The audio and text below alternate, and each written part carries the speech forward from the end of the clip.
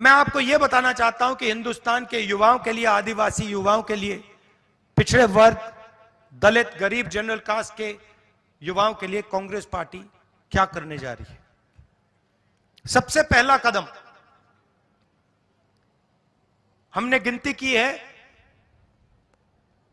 हिंदुस्तान में 30 लाख सरकारी वैकेंसीज हैं।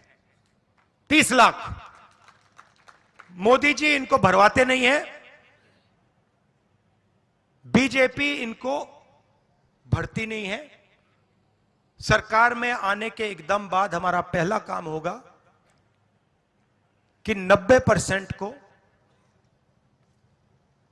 30 लाख सरकारी नौकरियां हम दे देंगे।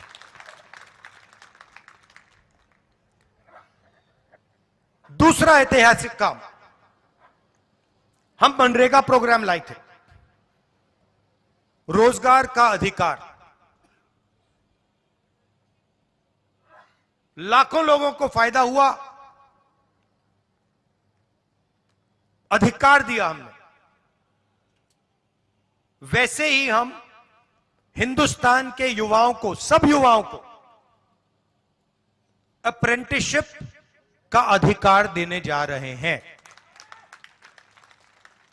और यह अधिकार हर ग्रेजुएट, हर डिप्लोमा होल्डर को मिलेगा।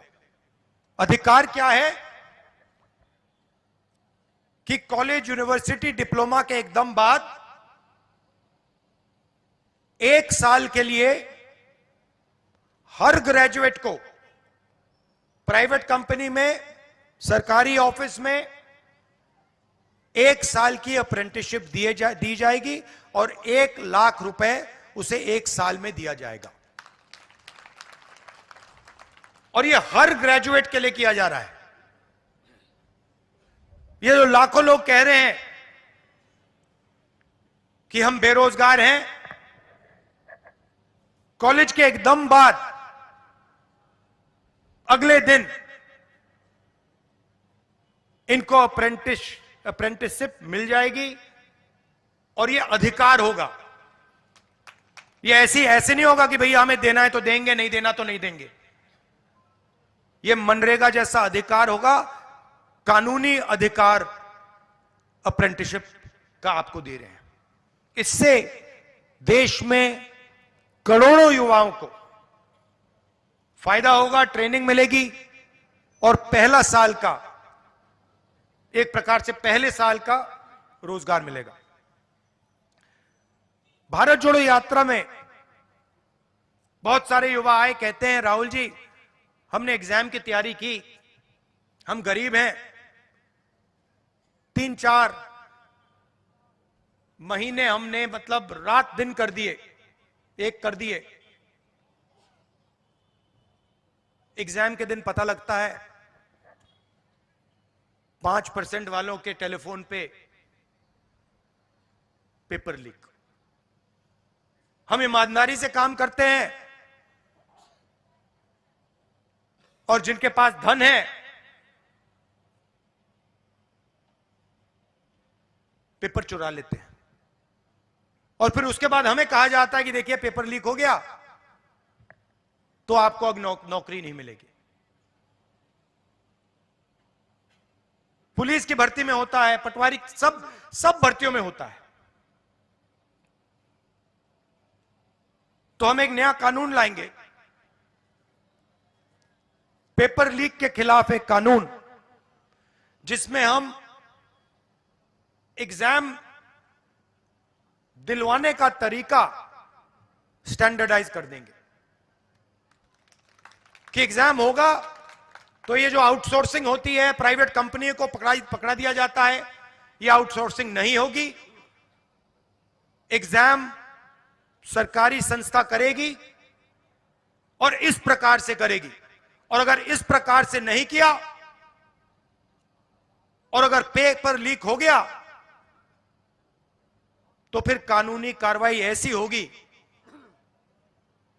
कि दूसरी बार नहीं होने वाला है। चौथी चीज, युवाओं के लिए बहुत सारे युवा उबर, ओला, डिलीवरी का काम करते हैं। इसको अंग्रेजी में गिग वर्कर्स कहते हैं। और राजस्थान में